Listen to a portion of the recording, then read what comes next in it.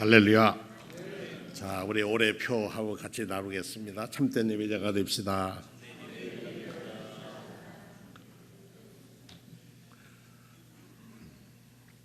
오늘이 2017년 12월 31일입니다. 그리고 주일입니다. 제 기억으로는 12월 31일 주일이 처음 맞는 것 같은 그런 마음이 듭니다.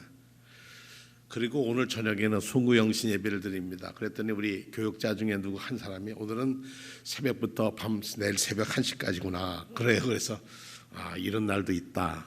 그래 생각을 합니다. 한 해를 지켜주신 하나님께 감사드리면서 다가올 날들에 대해서 하나님이 어떻게 우리 인생을 펼쳐가실까를 설레는 마음으로 기대하는 그런 날이기도 합니다. 모든 것을 창세기에서 배웠다라고 하는 미르바 너든이라는 사람의 책이 아주 인기 있는 책입니다. 좋은 책이기도 합니다. 창세기 한 권 속에서 66권의 모든 맥의 흐름을 찾아내는 그런 글입니다. 창세기를 여러분들도 여러 번 읽으셨겠지만 창세기를 읽노라 보면 인간이 어떻게 하나님의 집에서 떠났고 어떻게 하나님 집으로 돌아가야 할 것인가 하는 그런 여정이 담겨 있습니다. 하나님께서 지으신 그 아름다운 속에서도 사탄의 유혹으로 추함이 생기고 하나님 아버지와 만드신 인간과의 사이의 관계가 깨지고 그로 인해서 에덴을 떠나야 되고 에덴을 떠난 그 아담과 하와의 자녀들이 어떻게 살아가야 되고 그 사람들은 하나님을 어떻게 구원하시고 또 어떻게 이끄시냐 하는 얘기들이 창세기에 담겨 있습니다. 올 한 해 우리는 영과 진리로 하나님께 예배드리기를 원했습니다. 우리의 마음을 다하고 정성을 다하고 뜻을 다하는 마음으로 예배드리기를 원했습니다.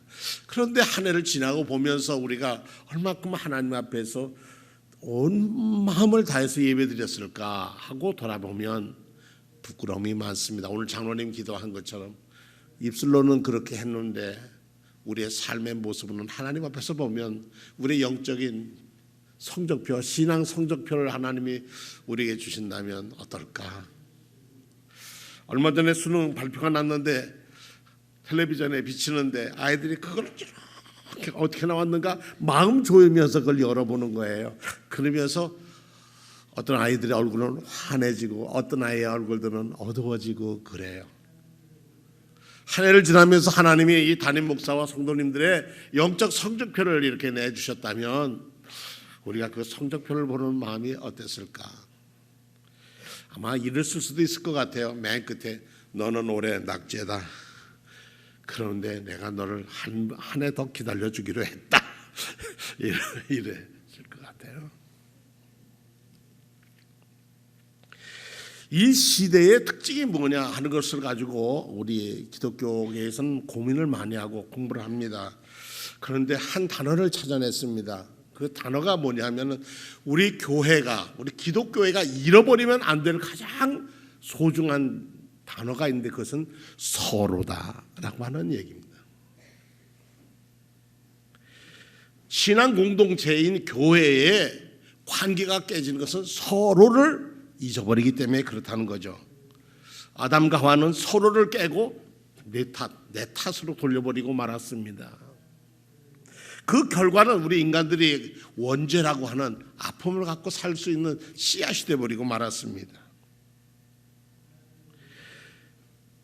더불어 살아야 할 신앙 공동체의 모습이 이제 공동체보다 가장 위기를 받고 있는 것이 우리 교회도 보면 속회가 그리하고 함께 모이는 일이 참 어려워져 갑니다. 왜냐하면 각자들 다 바쁜 일들이 있기 때문에 그럽니다. 그러니까 공예배가 소중한지는 다 알지만 거기에 우선하는 것이 자기입니다. 이것이 우리 자신이 돌아봐야 할 문제입니다. 신앙은 본디 우리가 하나님께로 찾아나가는 구도자적이라고 얘기를 합니다. 신앙하기 위해서는 먼저 신앙의 대상이 누구인지 그 대상이 어떤 분이신지 그분이 원하는 것은 무엇인지를 바로 알아야 합니다. 이른바 하나님 인식과 이해가 우리 신앙의 첫 발걸음이라는 얘기입니다. 서양에서 온 선교사들이 요즘 와서 그럽니다. 한국 교회는 많이 성장하고 컸는데 꼭 부족한 게 아쉬운 게 있다. 그러면 뭐냐? 그래 보면 신앙의 기본이 약하다. 기초가 약하다. 이런 말들을 합니다.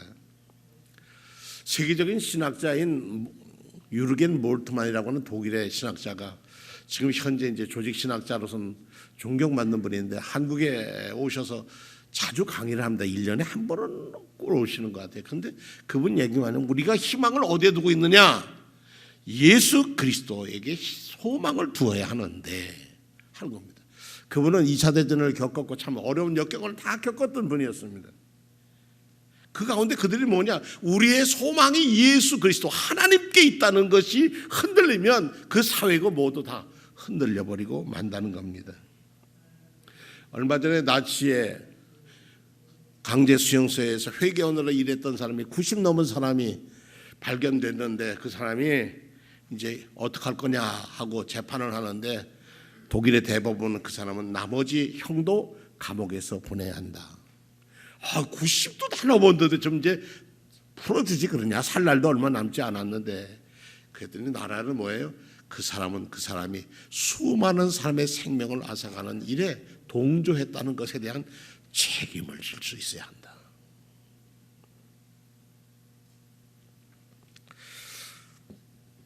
그냥 신앙생활 하다 보면 어물어물 하다 보면 시간 가고 어물어물 하다 보면 직분 받고 이렇게 해서 살면 우리가 하나님 앞에 설 때에 우리가 어려움이 올 때에 우리의 신앙의 흔들림 속에서 위기에 빠지게 됩니다. 예수님이 잠들고 있어도 제자들을 걱정했습니다. 이 풍랑 속에서 우리가 어떻게 견딥니까? 하다 그들이 그래도 갈릴리에서 뼈가 굳은 사람, 잔뼈가 굳은 사람들인데 그래서 예수님을 깨웁니다. 근데 예수님이 하시는 말씀은 어째서 너희 믿음이 작으냐 이렇게 물으십니다. 믿음의 문제라는 거죠. 신뢰의 문제라는 겁니다. 우리가 하나님과 우리와의 신뢰의 문제가 깨지면 에덴을 쫓겨난 아담과 하와와 뭐가 다르겠습니까? 요즘 기본이 없으면 다시 시작하라는 말도 있습니다. 기본으로 돌아가라는 말도 있죠. 어떤 운동을 하든지 기본이 돼야 한다는 겁니다. 우리 은빛부에서 한 번은 특강을 하는데 특강 온 강사가 그런 얘기를 해요. 가장 귀한 우리의 자세가 있대요. 그러니까 그게 뭐냐? 그러니까 앉고 서고 걷는 거 이거 바르게 하는 것이 가장 기본적인 자세라는 거예요. 어려서부터 어떻게 바르게 앉고 바르게 서고 바르게 걷는 것 이거를 잘 걸어야 그 다음에 우리의 몸의 구조가 잘 클 수 있고 그래야 건강하다는 거죠. 태어나면 다 걷는 건데 뭐 걷는 것까지 배우냐 그러는데 그렇지 않아야 합니다. 운동을 하다 보면은 뭘 좋아한다면 남들이 하니까 따라서 하다 보면 그건 기본이 되지 않으면 그 다음에 정말 한번 시합을 하든지 뭘 하면은 그냥 형편없습니다. 왜냐? 기본적인 훈련이 되어야 합니다. 바로 배워야 되죠.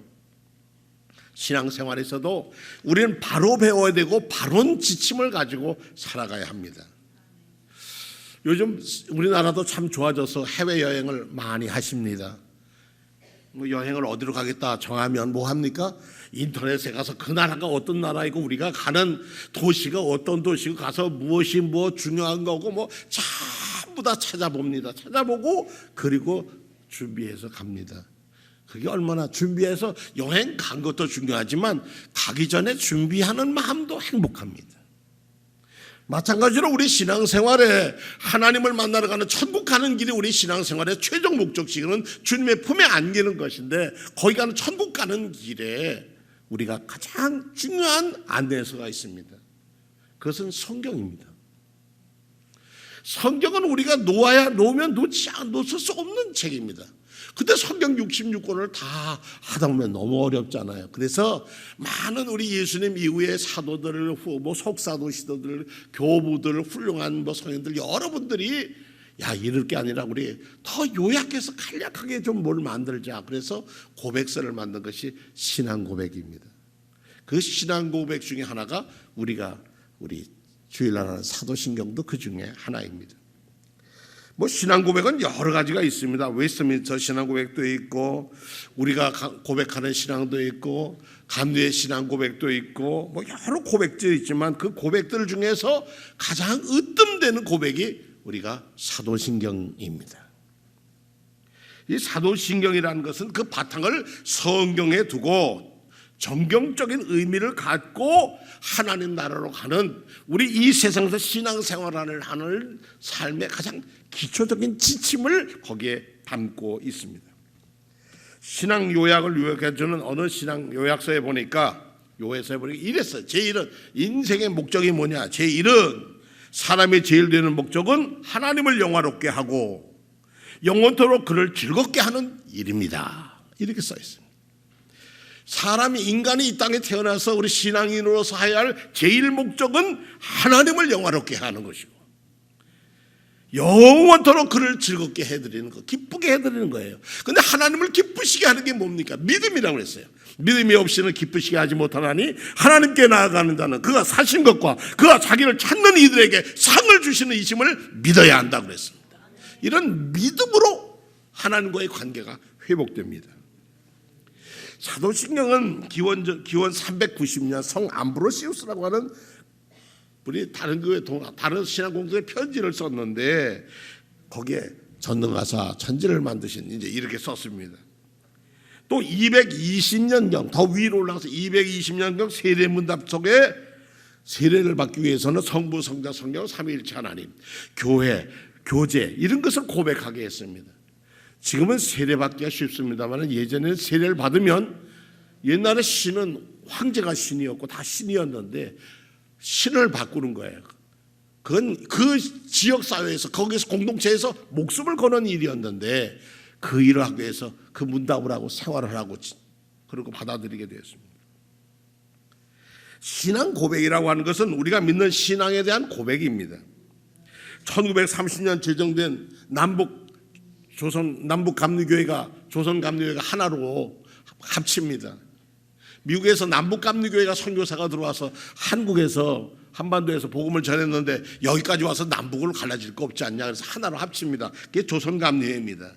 그 조선 감리회의 우리 신앙 고백, 교리적 선언 이렇게 얘기하는 1번에 우리는 만물의 창조하시오 섭리자시며 온 인류의 아버지시요 모든 선과 미와 애와 진의 근원이 되신 오직 하나이신 하나님을 믿습니다라고 고백을 합니다. 그러니까 신앙 고백은 누가 하냐면 개인적인 고백입니다. 공동체의 고백이지만 신앙 공동체 안에 있는 개인의 고백인데 뭐라고 고백하냐? 나는 믿습니다. 이렇게 고백하는 겁니다. 라틴어로 크레도.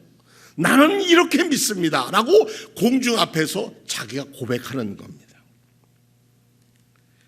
근데 우리는 교회는 지금 우리 사도신경을 새로 번역된 걸 씁니다만은 보통 아직 많은 교회가 옛 사도신경 번역되지 않은 옛 번역을 씁니다. 근데 옛 번역을 쓰면 정말 혼돈이 옵니다. 옛 번역을 한번 우리 사도신경 첫 구절만 해볼까요? 시작.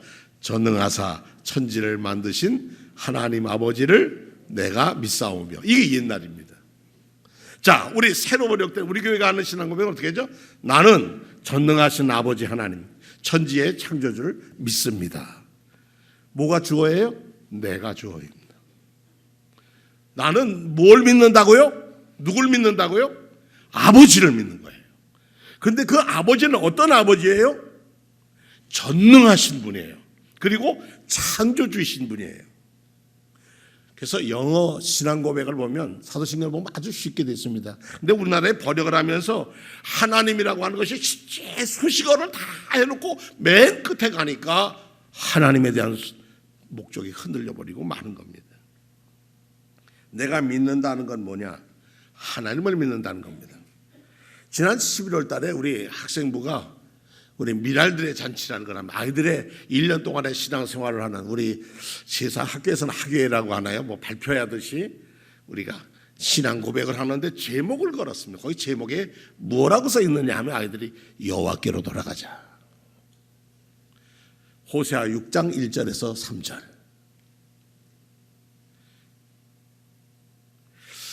제 머리를 탁 치고 지나가는, 그리고 그 선생님들이 그의 포스터까지 다 그렸는데 그 포스터를 어디로 돌아가는 걸 쓰였느냐? 교회로 돌아가는 걸로 그려놨습니다. 그리고 아이들이 나와서 하는데, 요즘 하는 랩을 하는데 자기들의 신앙을 랩으로 해서 그냥 요즘 세상 랩을 통해서 그냥 고백합니다.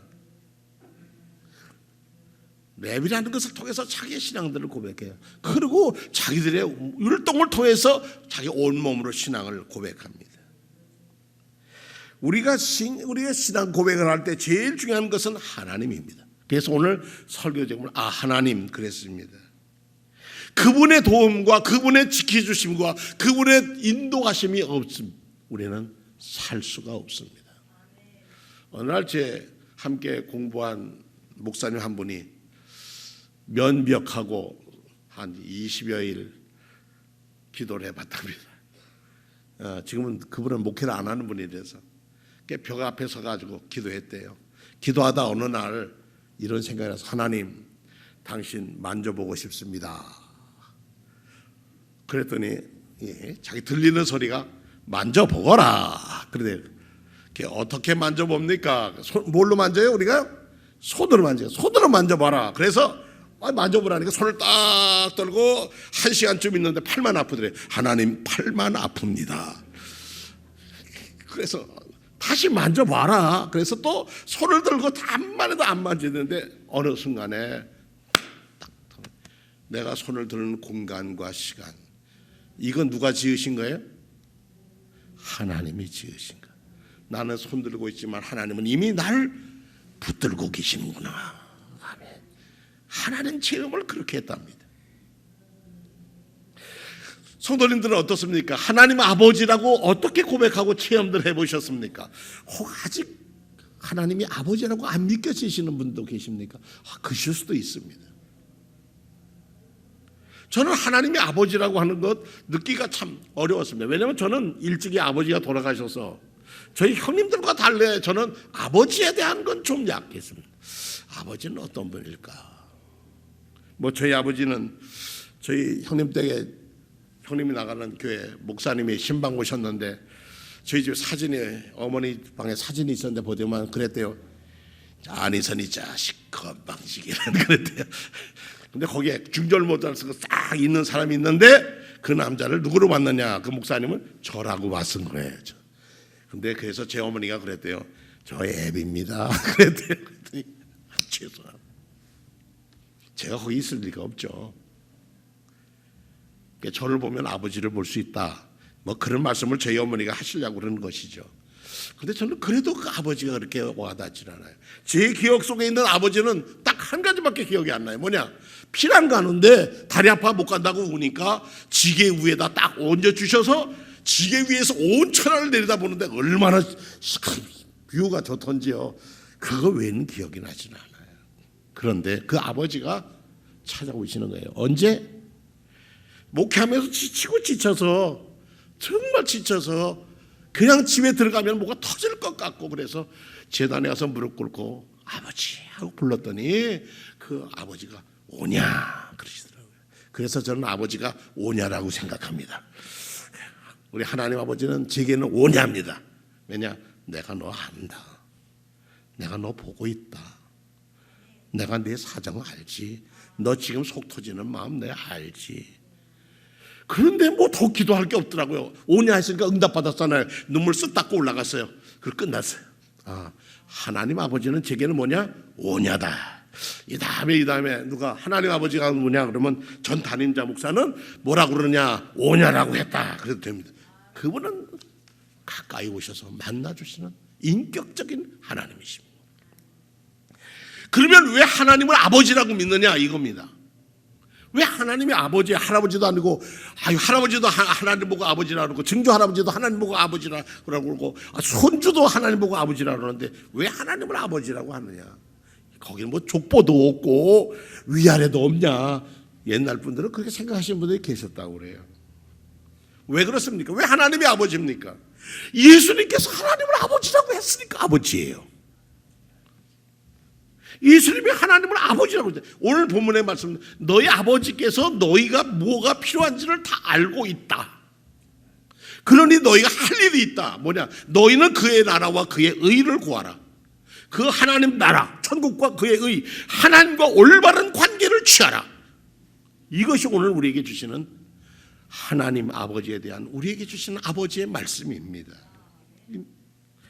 예수님이 이 땅에 오실 때 갈릴리 나사렛에서부터 요단강까지 내려오셔서 요한에게 세례를 받습니다. 그 세례 물속에 그때 침례 아닙니까? 물속에 쑥 들어갔다가 쑥 올라오는데 예수님과 요한의 눈에는 보인 거예요. 다른 사람이 봤다는 얘기는 없어요. 하늘이 갈라지고 성령이 비둘기 같이 자기에게 다른 곳이 아닌 예수님에게 내려오신 것을 보시더니 하늘로부터 소리가 나기를 너는 내 사랑하는 아들이라 내가 너를 기뻐하노라. 그래서 아버지입니다. 그래서 하나님 아버지십니다. 예수님이 물속에서 올라오시는데 하나님의 부표했습니다. 너는 내 사랑하는 아들, 내 마음에 드는 아들이라. 어떤 번역에 그렇게 되어 있고요. 또 어떤 번역에는 너는 내 사랑하는 아들이라, 내가 너를 좋아한다, 이렇게 표현한 데도 있습니다. 어쨌든 예수님은 공생애 동안 하나님을 아버지라고 끊임없이 소개했습니다. 예를 들어서 구약에는요, 하나님을 아버지라고 이렇게 한 것을 시해보면, 요즘은 컴퓨터가 있어서 성경에 딱 찾으면 다 나옵니다. 15번밖에 안 나옵니다. 근데 신약에 오면은 복음서에만 해도 아버지에 대한 표현이 170번이나 나오는 거예요. 그러니까 구약의 율법의 하나님 아버지가 아니라 복음의 하나님 아버지를 인격적으로 체험하고 그 아버지, 아들답게 살아가는 것이 오늘 우리의 사명이라는 겁니다. 하나님 아버지를 우리가 체험한다고 하는 것은 뭘까요? 예수님은 어떻게 체험했었을까요? 예수님이 태어난 건 뭐 성탄절에 다 설교를 들었을까 아시지만 예수님이 자라면서 아버지가 목수였거든요. 근데 그때 목수는 가구 만드는 목수가 아니라 집도 짓고 농기구도 고치고 별걸 다 하는 게 그게 목수였습니다. 그러니까 옆에서 아들인 예수가 옆에서 요셉 옆에서 배웠을 거 아니에요. 그러면 요셉이 뭐라고 했습니까? 야, 공중에 나는 새를 보렴, 저 들에 차는 저 백합화를 보렴. 그러면서 야, 우리 아버지는 뭐든지 잘 만들어. 예수님은 그렇게 생각했을 거예요. 그런데 하나님은, 아버지 요셉은요, 하늘의 아버지가 계시다. 내가 태어난 건, 내가 자식이 여럿이 있지만 내가 태어난 것은 내 혈통이 간 게 아니라 성령께서 너를 이 땅에 오게 해줬다 하는 것을 뭘로? 믿음으로 가르쳤을 겁니다. 우리는 매주일 고백을 합니다. 뭐라고요? 세상 만물을 창조하시고 구속하시고 역사하시는 분이 누구라고요? 아버지 하나님이시라고. 이 아버지 하나님이 365일을 지켜주셔서 2017년을 지나고 2018년을 맞이하게 됩니다. 이 창조주 하나님에 대한 말씀은 더 이어서 이제 말씀을 드리겠습니다. 우리 하나님은 생명과 사랑의 근원이십니다. 하나님은 사랑의 본체이시고 예수님은 사랑의 실체로 이 땅에 오셔서, 그리고 오셔서 우리에게 하늘나라 가는 길을 자기 몸소 가고 보여주셨고 함께 있겠다고 약속해 주셨습니다. 자, 한 해가 지나가는 오늘 우리가 해야 할 것은 한 가지가 있어요. 그 뭐냐? 하나님 감사합니다. 감사합니다 하는 그 감사 속에 여러분의 내일이 하나님 아버지의 인도하심 따라 밝아지고 형통하고 강건하고 여러분의 삶의 기쁨이 가득 차기를 축원합니다. 우리 다 같이 신앙 고백하겠습니다.